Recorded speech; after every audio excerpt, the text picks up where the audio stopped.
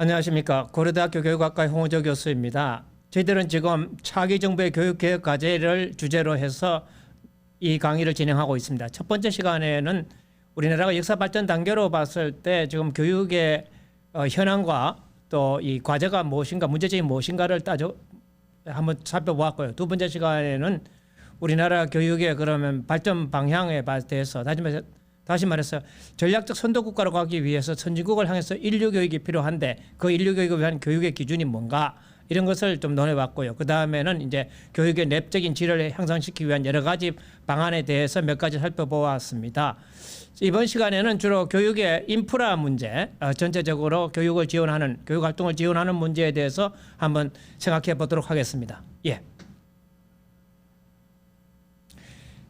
교육이라는 것은 단순히 뭐 개인의 자아실현, 개인적 자본의 확대와 형성에만 있는 게 아니라고 할 수 있습니다. 사회적 자본의 형성과 확대라고 봤을 때 나라를 나라답게 가꾸는 일, 만드는 일, 이것도 역시 교육에서 중요한 과제라고 할 수 있겠습니다.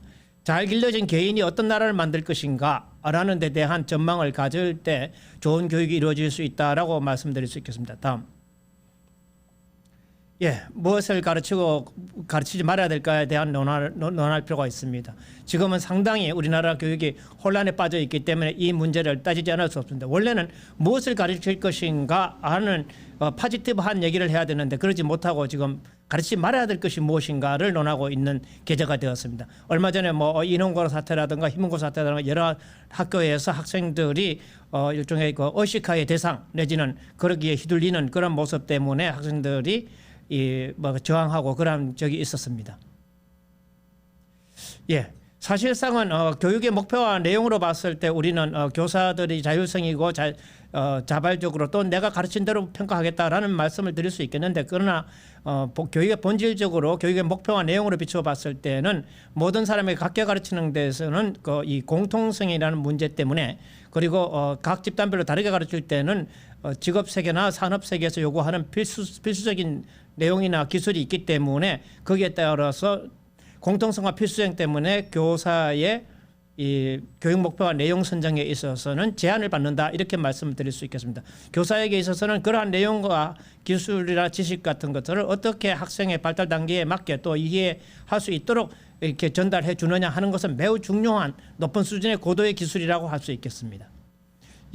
최근에 교육에 있어서 매우 우려스러운 점 중 하나는 이런 것입니다. 지나치게 과도한 페미니즘이랄까 동성애랄까 LGBTQAI 이러한 것들이 많이 행행하고 있어서 학생들이 자기 정체성을 확립할 시기에 성 정체성이 혼란을 받는 그러한 모습을 보이고 있습니다. 영국 같은 경우 아이들에게 일찍부터 동성애를 가르치다 보니까 학생들이 또 청소년기에 성 전환을 하는 사람들이 급증하고 있습니다. 이런 것을 일종의 하나의 외과 수술, 성 전환 수술하는 사람들의 그런 먹잇감이 되고 있다고 얘기할 수 있겠습니다. 상당히 그 학부모로서는 눈 뜨고 볼 수 없는 그러한 내용들이 학교에서 가르쳐주고 있고 또 공공도서관에도 이러한 책자들이 많이 비치되어 있어서 우리는 학생들을 성 정체성을 혼란시키고 있다고 말씀드릴 수 있겠습니다.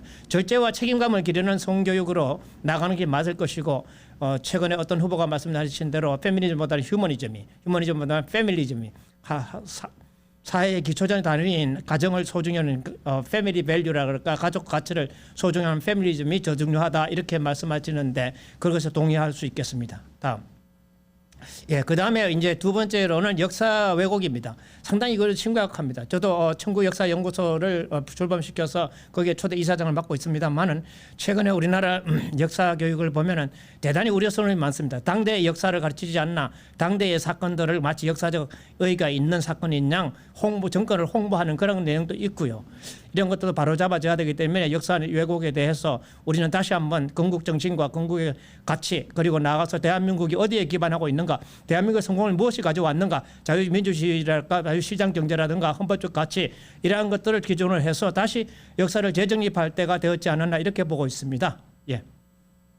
그 다음에 이제 다른 많은 이제 소위 민주화 운동을 한 사람들이 마치 그게 명예로운 그런 어떤 이 자랑거리냐, 누구나 사실 그 당시에는 나라를 걱정했고 또 지금 저도 뭐 어깨 걸고 나가서 체류탄에다가 발등에 세로토닌을 맞아서 엄청나게 발등이 많이 부어서 퉁퉁 부어서 상당히 그렇게 휴거가 돼서 고향에 내려간 적도 있었습니다. 어쨌든 간에 최근 들어와서 그러한 것이 마치 무슨 명예나 권리나 되는 것처럼 그렇게 해서는 안 되겠다고 볼 수 있겠습니다. 그런 점에서 민주시민운동이라는 것이 자유를 뺀 민주시민운동이라는 것은 상당히 위험합니다. 사실 표현의 자유라든가 언론의 자유라든가 사상의 자유라든가 종교의 자유 이러한 것들은 매우 중요한 기본적인 가치이기 때문에 자유를 뺀 그러한 민주시민이라는 것은 자칫하게 되면은 노예라고도 할 수 있습니다. 그 앞에 인민민주주의는 노예이잖아요. 그죠? 북한식의 민주주의나 이런 것들은 노예거든요. 그런 국가 노예를 만들 수는 없지 않습니까? 그런 점에서 우리는 자유민주주의 가치를 굳건히 해야 되지 않겠나 이렇게 생각을 합니다. 예, 다음. 예, 그 다음에 이제 기획과 정신의 문제입니다. 사실상 요즘 또 우리나라 경제가 상당히 어렵고 있습니다. 뭐 아시다시피 강성 기종 노조라고 얘기하는 그런 분들이 정규직이면서 정년 보장을 받으면서 1인당 GDP 이상 벌면서 그런 분들이 노조를 해서 자기들의 권리를 주장하고 있고 또 권익을 통해서 다음에 세습하는 그러한 일들도 빚어지고 있습니다. 어느 부모든 간에 자녀가 창의적이고 진취적인 기업가 정신을 기르기를 원하지 그런 노동자의 그런 권위라든가 이런 걸 강조하는 노동교육을 받기를 원하지 않습니다. 뭐 노동교육을 일부러 받을 수 있지만 그렇다고 자본주의 국가에서 기업가 정신을 외면해서는 안 되지 않느냐. 이러한 기업가 정신이 우리가 상당히 충만한 그러한 나라였는데 이제 와서 상당히 기업하기 어렵고 또한 그런 뭐 임금이라든가 규제라든가 각종 노동 여건이라는 것이 상당히 불리하다 보니까 청년들의 일자리가 없어지고 많은 기업들이 해외로 빠져나간 그러한 어려움을 겪고 있지 않습니까? 예, 다음. 그러므로서 이전에 보면은 어떤 일본과 우리나라의 것은 국민들의 그런 어떤 자세에 대한 것이 저기서 표해서 볼 수 있습니다. 많은 경우 우리나라는 여전히 그런 어떤 잘 사는 사람들에 대해서 그 사람들에 대해서 이렇게 질투하고 그 사람들의 돈을 그걸 빼앗아서 그다음에 세금을 많이 물려갖고 못 사는 사람들에게 나눠줘야 된다 하는 그러한 방식의 생각을 많이 가지고 있는 것 같습니다. 매우 잘못된 생각이라고 할 수 있겠습니다. 자유민주주의 국가 자유시장 경제에선 독립된 자주적인 사람들이 자기 스스로 벌어서 살아가는 것이 중요하다고 볼 수 있겠습니다. 저희 교육학교에서도 에쿼티 문제라든가 공정에 대한 것을 많이 얘기하고 있습니다. 특히 영국의 교육학자였던 MFD 영 이런 분들은 매우 계속해서 공교육이라든가 공립학교라든가 평준화 교육에 대해서 매우 강조해 왔고 우리 모두들이 그분의 그런 가치라든가 방향에 대해서 많이 배웠습니다. 그러나 정작 MFD 영역에서는 두 딸이 있었습니다. 그 두 딸에게 있어서 이렇게 말합니다. 내 두 딸에게서는 한 번밖에 없는 기회다. 그러니까 우리가 개토와 같은 그런 설렘과와 같은 공립학교에 내 딸을 보낼 수 없다. 내 딸에게는 한 번밖에 없는 기회니까 나는 사립학교에 보내겠다. 죄송하다. 이렇게 말합니다. 마치 우리나라 교육감들이 자기 자녀들은 특목고나 자사고 다 보내고 난 뒤에 다른 집 아이들은 그런 안 가도 된다. 이런 식으로 내 강남 살아보니까 아무것도 없더라. 뭐 이런 식의 말을 하는 것과 비슷합니다. 그래서는 없죠. 예. 그래서 이제 우리가 학생들에게 그런 어떻게 일해서 건전하게 근로를 해서 자기 밥벌이를 할 수 있는 그런 능력을 길러주는 데 있어서 그런 가치관 교육이라든가 기본적인 기업가 정신 이런 것들을 가르치는 것이 매우 중요하다 이런 말씀을 드리고 싶습니다. 예. 그리고 이제 뭐 여러 가지로 이 학교에서도 왜곡된 교육이 많습니다. 사실은 뭐 조금 나쁘게 말하면 출세주의라든가 이런 교육이 상당히 많은데 그런 것보다는 공선사후하는 그러한 교육이 필요하지 않느냐 이렇게 봅니다. 예. 그 다음에 이제 생태 환경 교육입니다. 매우 그린 또는 뭐 탄소 중립 이런 여러 가지 좋은 말이 많이 나옵니다만은 이러한 것들도 사실 과학적 기반을 위해서 해야 됩니다. 사대강에서 왜 녹조가 생기냐 이런 얘기라든가 또는 뭐 강우병이라든가 세월호라든가 또 청선산 터널이라든가 또 탈원지라든가 이런 것은 우리가 과학을 배웠다 말할 수 있겠습니까?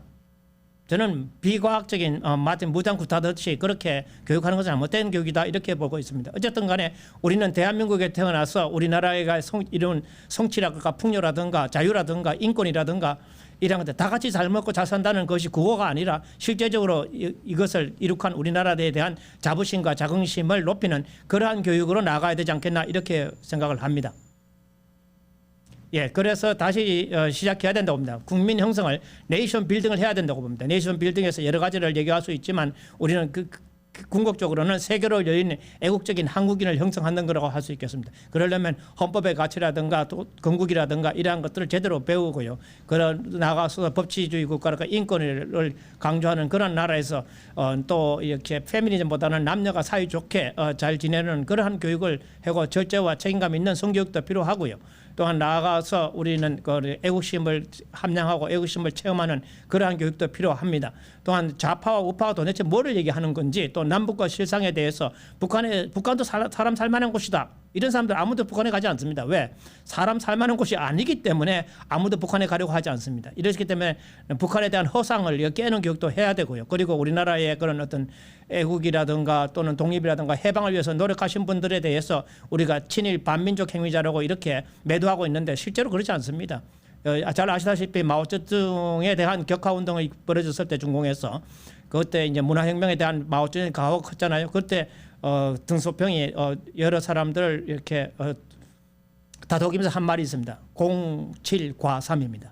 다시 말해서 우리나라의 대부분의 애국자들이라든가 대한민국을 건설하고 거기에 기여하신 분들은 대부분 공이 더 컸습니다. 어떤 분들은 09과1일 수도 있고요. 08과2일 수도 있을 것입니다. 그러면 우리 공이 많은 분들에 대해서 인정을 해야지 그분들을 가지고 친일했다고 해서 또는 뭐 일제하에서 특히 37년부터 45년까지의 전쟁기에 그러한 국민총동원기에 있어서 전쟁의 그런 엄혹한 시기에 숨죽여 지냈다고 해서 그분들을 가지고 반민족 행위자라고 이렇게 싸도바 매도하는 것은 잘못된 일이라고 할 수 있겠습니다. 그런 점에서 우리나라 역사교육이라든가 학생들에게 대한 그런 어떤 소위 말해서 가치관 교육은 바로 잡혀야 된다고 이렇게 말씀을 드릴 수 있겠습니다. 예, 감사합니다. 다음 시간에는 조금 더 구체적인 그런 교육의 실제적인 문제를 가지고 논해 보도록 하겠습니다. 감사합니다.